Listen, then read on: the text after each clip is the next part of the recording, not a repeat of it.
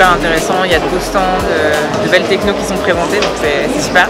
À Vivatech, il y a à la fois ce côté grande messe de la techno, un peu la boutique de l'homme moderne, on vient y voir des robots et des intelligences artificielles. Mais moi, ce qui m'intéresse, c'est surtout de voir comment ces innovations technologiques, elles sont au service du sens, au service d'un projet de société. L'innovation, c'est d'abord la rencontre et le partage. On n'innove pas tout seul dans son coin. On innove en discutant avec d'autres, on innove dans des salons comme Vivatech, en trouvant d'autres idées, en découvrant des partenaires.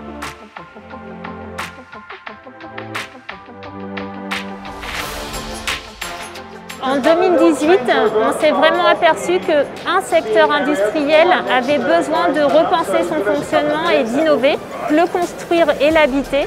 Et dans ce cadre-là, on a été rencontrer plus d'une centaine d'organisations et on leur a proposé en fait de constituer tous ensemble un consortium, construire au futur, habiter le futur. L'habitat, c'est clé pour tout le monde. On a créé un fonds d'investissement qui est le premier fonds français qui adresse cette verticale d'investissement de manière experte. Notre métier, c'est d'investir dans ces sociétés. On a aussi un accélérateur, une structure d'accompagnement sur le plan opérationnel des fondateurs. Lay, c'est une plateforme de micro-immobilier. Ce que vous faites avec Lay, c'est que vous venez acheter seulement la fraction d'un logement, 1%, 3%, 1% de votre épargne en fait. Le reste est acheté par un partenaire financier. L'idée, c'est de fournir du logement abordable et ouvert à l'accession à la propriété au plus grand nombre.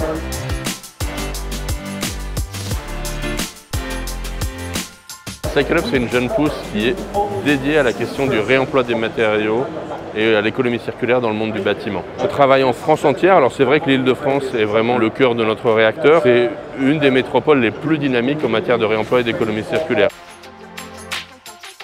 En tant que directrice numérique de la région Île-de-France, je m'occupe de la constitution de la plateforme Île-de-France Smart Service. C'est le plus grand concentrateur de données territoriales d'Europe. C'est aussi le plus grand double numérique du territoire au monde. On peut penser en fait l'avenir de l'Île-de-France en 3D avant de lancer des grands travaux. La question de construire, c'est pas juste de la technologie, c'est pas du gadget, c'est la ville de demain qu'on est en train de fabriquer et c'est les défis d'aujourd'hui autour des questions de climat, de ressources et de déchets.